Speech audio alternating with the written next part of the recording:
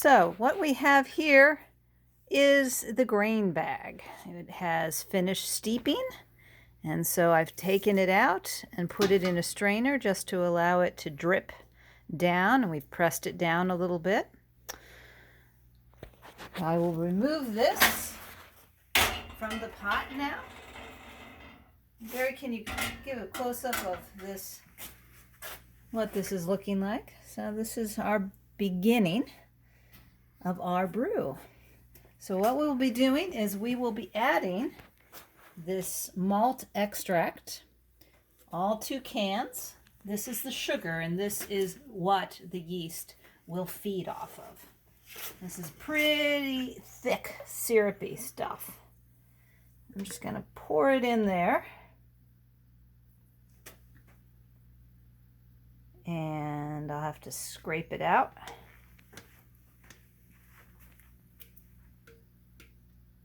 Sometimes I put it in a bowl of hot water to make it a little more liquidy. But even if you leave a little bit of the malt syrup in there, don't worry, there'll be plenty of sugars for the yeast to feed off of to give you a nice beer.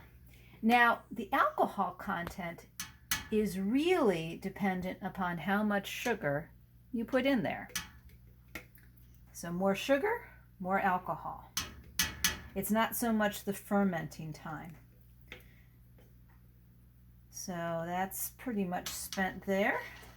I'll pour the other one in here.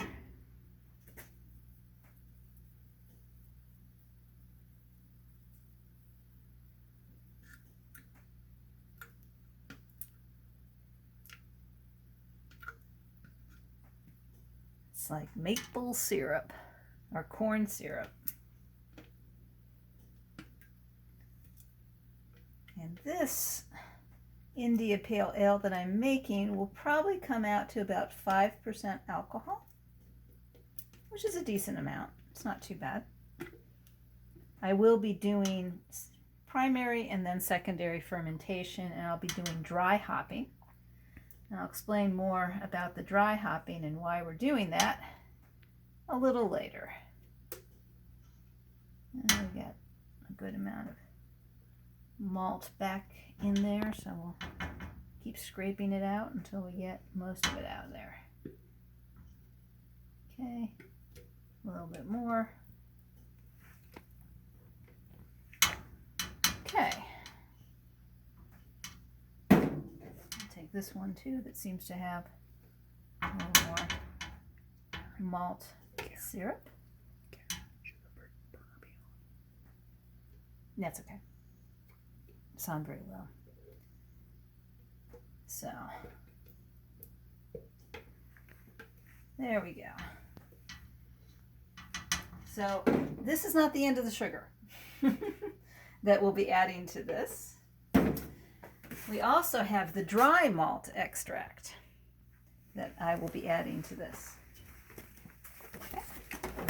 So we will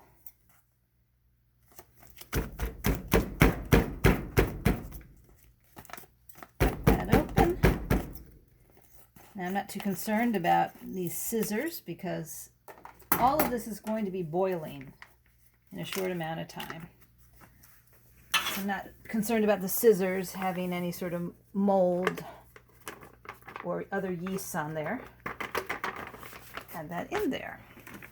And I will stir this.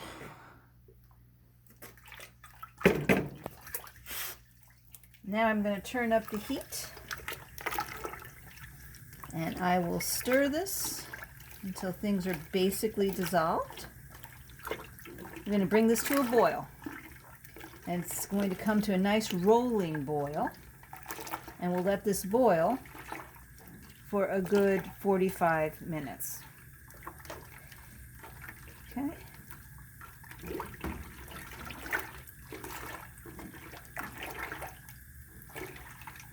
So I'll just keep stirring this until it comes to a boil.